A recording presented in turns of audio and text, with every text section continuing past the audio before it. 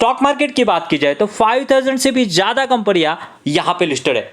लेकिन ऐसी कौन सी कंपनियां हैं जो हमारे पोर्टफोलियो का हिस्सा होनी चाहिए? तो ऐसी कंपनियां चुनने के लिए मैं एक पैरामीटर यूज करता हूं दोस्तों, वो है उसके क्वार्टरली रिजल्ट।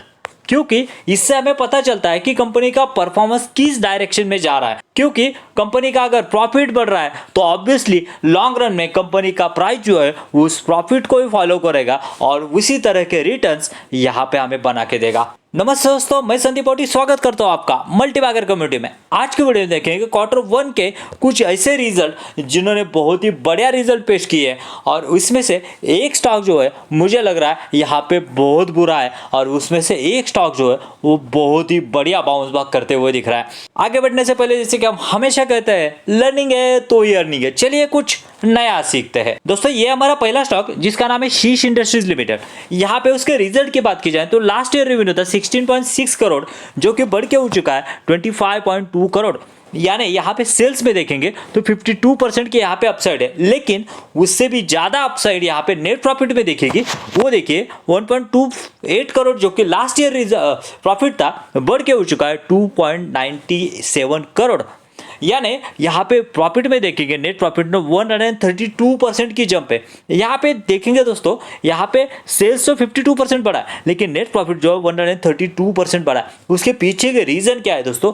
इसके पीछे के रीजन उसके नेट प्रॉफिट मार्जिन्स, जो कि कंपनी ने अपने मार्जिन्स बढ़ाए और खर्चे कम किए, उसी वजह से ऐसे रिजल्ट हमें देखने को मिलता है। और मार्केट कैप देखेंगे तो जस्ट ओनली 486 करोड़ का है, यानी एक माइक्रो कैप कंपनी हम इसे कह सकते हैं। दूसरी कंपनी है दोस्तों स्टर्लिंग विल्सन्स लिमिटेड। हाल ही में मैंने इसके ऊपर वीडियो बनाया था, मैंने कहा था यहाँ पे उसको ब्रेकआउट जो है वो होने जा रहा है। यहाँ पे देखिए उसके रिजल्ट अगर देखेंगे, यहाँ पे 515 करोड़ का लास्ट ईयर रेवेन्यू था, बढ़ के हो चुका है 915 करोड़। यानी सेल्स पे यहाँ पे देखेंगे तो यहाँ पे 78% की जंप हमें यहाँ पे दिख रही है।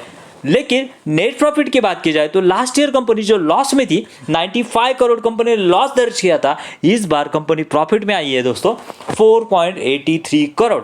यानी 104% की जंप हमें यहाँ पे प्रॉफिट में लगते हुए दिख रही है। दोस्तों एक बहुत ही बढ़िया टर्न अराउंड स्टोरी है और उसके पीछे के रीजन कौन से है जो कि ये कंपनी फ्यूचर में और भी ग्रो कर सकती है। क्योंकि यहाँ पे रिलायंस इंडस्ट्रीज के भी बहुत बड़े बड़े ऑर्डर इसको मिले हैं और भी कुछ रीजन है। मैं आखिर में यहाँ पे एंड स्क्रीन में आपको वीडियो दे दूंगा, तो जरूर चेकआउट कीजिए क्योंकि बहुत ही इंटरेस्टिंग है, वेल्थ क्रिएशन वाला ये स्टॉक हो सकता है। दोस्तों तीसरा स्टॉक जो है वो है फ्रैंकलिन इंडस्ट्रीज और ये एक पेनी स्टॉक है दोस्तों, जस्ट ओनली 4 रुपीज का है। लेकिन इसके रिजल्ट देखेंगे तो देखिए, जो कि लास्ट ईयर यहाँ पे रेवेन्यू था 7.27 करोड़, बढ़ के उठ चुका है 26.6 करोड़। यानी सेल्स पे देखेंगे तो 266% की जंप है, एब्सोल्यूट बहुत बढ़िया।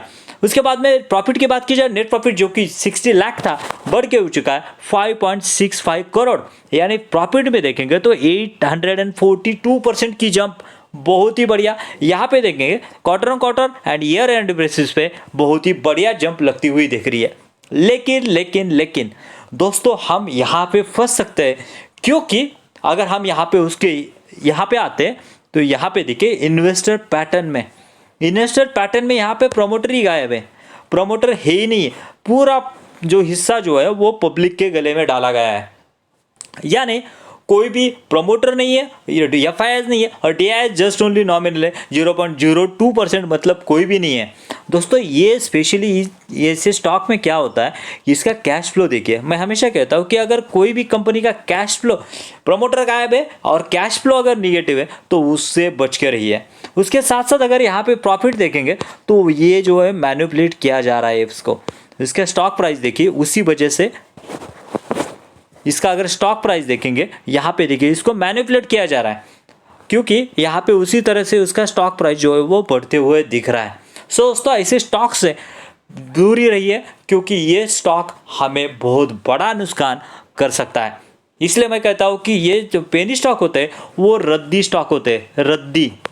जो कि हमारा वृद्धि बेच के जितना पैसा आता है उतना ही उसमें डालना है, उससे ज़्यादा नहीं डालना है दोस्तों। इसके बाद में एक बहुत बढ़िया स्टॉक है जो कि जस्ट डायल है। यहाँ पे रिजल्ट देखिए जो कि 247 करोड़ का लास्ट ईयर रेवेन्यू था, बढ़ के हो चुका है 281 करोड़, और यहाँ पे सेल देखें तो 14% से बढ़ा है। लेकिन प्रॉफिट की बात की जाए नेट प्रॉफिट की तो 83.4 करोड़ से 141 करोड़ तक प्रॉफिट आया है, और नेट प्रॉफिट देखेंगे तो परसेंटेज कितना है 69% से बढ़ा है दोस्तों बेसिकली जो है ना इसका बिजनेस ही ऐसा है कि एक बार पूरा सेटअप कर लिया आपने तो आपको ज़्यादा खर्चा करने की जरूरत नहीं। क्लाइंट जैसे जैसे बढ़ेंगे वैसा आपका रेवेन्यू बढ़ेगा और उसी तरह से आपका प्रॉफिट भी बढ़ने वाला है। और हमें पता है कि हमें कोई भी चीज़ अगर सर्च करनी है तो सबसे पहले नाम आता है जस्ट डायल। दोस्तों आगे बढ़ने से पहले अगर वीडियो अच्छा लग रहा है तो वीडियो को लाइक और चैनल को सब्सक्राइब करना मत भूलिए, क्योंकि ऐसे ही स्मॉल कैप स्टॉक की यहाँ पे हम डिस्कशन हमेशा करते रहते हैं और हो सकता है इसमें से कुछ स्टॉक आपके पोर्टफोलियो में आ जाए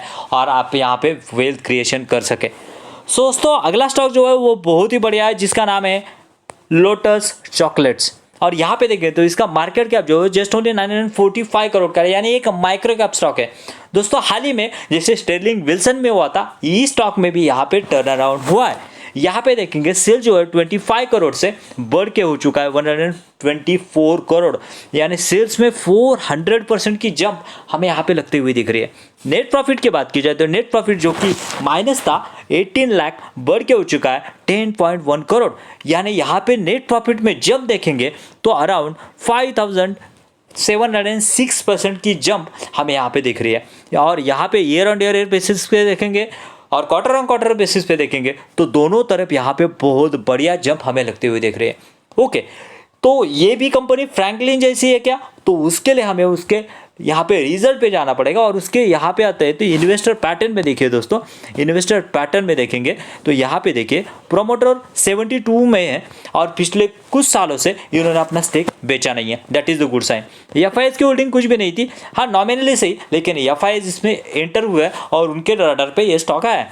डीआईएस भी पिछले कुछ सालों से यहाँ पे कंपनी को वॉच कर रहे हैं, ट्रैक कर रहे हैं, जैसे जैसे कंपनी का परफॉर्मेंस बढ़ेगा ऑब्वियसली यहाँ पे क्वार्टर वन के रिजल्ट बहुत ही फिनोमिनल दिखा है, और यहाँ पे गवर्नमेंट का भी स्टेक होते हुए दिख रहा है और पब्लिक भी यहाँ पे 27% पे यहाँ पे बनी हुई है।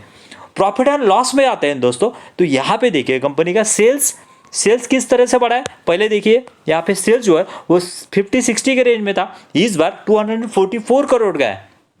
उसके बाद में दोस्तों यहाँ पे अगर नीचे आते हैं नेट प्रॉफिट में जो कि कंपनी का 1 करोड़ या फिर निगेटिव में चल रहा था, यहाँ पे इस ईयर में या फिर ट्रेलिंग 12 मंथ में कंपनी ने 10 करोड़ का यहाँ पे सेल्स जो है नेट प्रॉफिट दर्ज किया, और उसी का रिफ्लेक्शन हमें यहाँ पे स्टॉक प्राइस में होते हुए दिख रहा है। दोस्तों अगर यहाँ पे देखिए 275% से सेल बढ़ रहा है, ओके, 247% से यहाँ पे प्रॉफिट बढ़ रहा है, ओके, और उसी तरह से अगर कंपनी का स्टॉक प्राइस बढ़ रहा है तो that is fair, that is a fairly, because उसी तरह से जैसा सेल्स और प्रॉफिट बढ़ रहा है उसी तरह से यहाँ पे स्टॉक का प्राइस बढ़ते हुए दिख रहा है। सो दोस्तों ये थे वो स्टॉक जिनके ऊपर मुझे लग रहा है कि कुछ फ्रैंकलिन छोड़ के बाकी के स्टॉक जो है वो बहुत ही बढ़िया कर रहे हैं। सो जरूर यहाँ पे अपनी स्टडी कीजिए और उसके बाद में फैसला लीजिए। और आखिर में जैसे मैंने बताया था स्टेरलिंग विल्सन में कैसे यहाँ पे टर्न अराउंड दिखा है, तो ये वाला वीडियो लेफ्ट वाले वीडियो पे क्लिक कीजिए। मिलते हैं वहीं पे। Thank you very much. जय हिंद।